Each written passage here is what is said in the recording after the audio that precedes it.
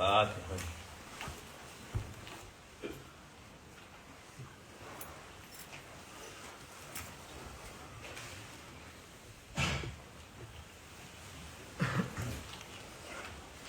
Selamun aleyküm. Bismillahirrahmanirrahim. Salatu vesselamu ala Resulina Muhammedin seyyidina Muhammedin Destur ve şallah fazlası şallah Hakkani tarikatuna sahba ve hayra bil camiye. Bismillahirrahmanirrahim. Ve ya'tutus fa'akum amalik ve tecavvan diye kıyam sadakallahu azim. Allah Azze ve Celle buyuruyor, paranızı, malınızı sefih insanlara vermeyin. Allah Almighty commands us not to give our wealth to the incompetent. Sefih dedi, parayı çarşur edip de halal haramım demeden harcayan, ondan sonra parasız kalır. An incompetent person is someone who recklessly spends the money without looking whether something is halal or haram, and eventually ending up without any money at all. Sakın öyle vermeyin parayı diyor Allah Azze ve Celle. Allah Almighty firmly wants us never to entrust money to those who are unqualified to manage it. Onu yetecek kadar verirsiniz. Ne verirsen zaten o gidecek lüzumsuz şeye. You should only give them enough to get by, because whatever extra you give, it will inevitably be wasted on unnecessary things. Için Allah verdiği nimetleri boşuna harcanmasın diye vermeyin diyor. Therefore, Allah Almighty instructs us not to give them excess wealth, so that they do not squander the blessings bestowed by Allah Almighty. Vermesen o vakit iyilik yapmış oluyorsun. By withholding it from them, you're actually doing them a favor. Çünkü o parayla çoğu zaman israf oluyor, haram yerlere gidiyor. Because when you give them money, most of the times that money is wasted and spent on forbidden things. Ondan sonra parasız kalıp bu defa yine sıkıntı oluyor. Then they end up completely broke, which only creates even more problems. Onun için Allah Azze ve Celle herkes için küçük, büyük, kadın, erkek kim böyle sefih dedi yani şeyi fazla dikkat etmeyin. Haram nefsini tatmin etmek için isteyen insanlar daha fazla olsun. This divine rule applies to everyone, regardless of age or gender. An incompetent person is simply someone who ignores lawful and unlawful boundaries, driven entirely by their ego. O da çünkü insanların %90'dan fazlası aynı şekilde sefihtir. Unfortunately, more than 90% of people today fall into this category of incompetence. Yani başka şey değil. Çünkü şeyler yapmıyor, idare etmiyor, ne yapacak, ne edecek. Küçüğünden büyüğüne kadar böyledir onun için. It is a lack of management skills. From the youngest to the oldest, people just do not know how to handle their resources. Dikkat edip Allah'ın verdiği nimetlerin muhafaza etmek lazım. Therefore, we must be careful and actively safeguard the blessings Allah Almighty has provided. Ailene, sana yetecek kadar var. Allah verir, herkese verir. There's enough provision for you and your family, as Allah Almighty provides for everyone. Onun israf olunca bereket gider, şey gider. However, once wealth is squandered, its divine blessing and true value vanish completely.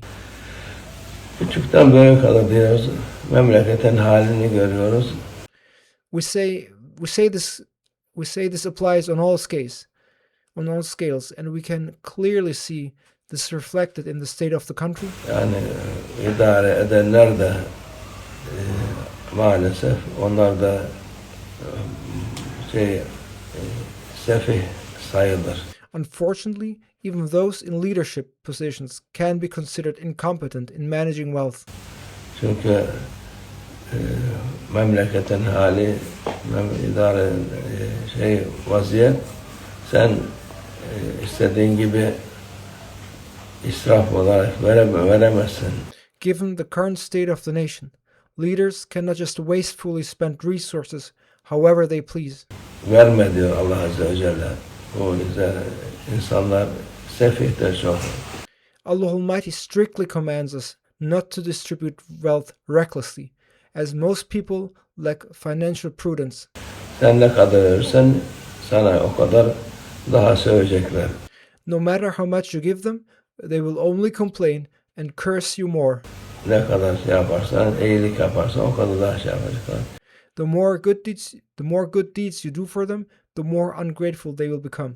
Sen merhametten maraz doğar derler. Bu merhamet değil, doğrudan zulümdür. As the saying goes, trouble is born from misplaced pity. Indeed, this kind of giving is not mercy, but outright repression. Onu dikkat etmek lazım. Küçüğü, büyüğü, idarecisi, bu vaziyet, ekonomi derler. Ekonomi bundan bozuluyor. We must be mindful. We must be mindful of this at all levels, from individuals to top executives, because this is exactly how an economy gets ruined. Sefihlere veriyorsunuz. Ondan sonra da nasıl kurtaracağız? Kimden para alalım, kime vergi verelim, kimi yapalım diyorsunuz. When you hand wealth over to the incompetent, you will later end up desperately wondering how to fix the mess, who to tax, and how to recover the funds. Lüzumsuz en zararlı müesseselere, hiç faydası olmayan şeylere milyonları verirsiniz. Fakir fukaradan alırsınız.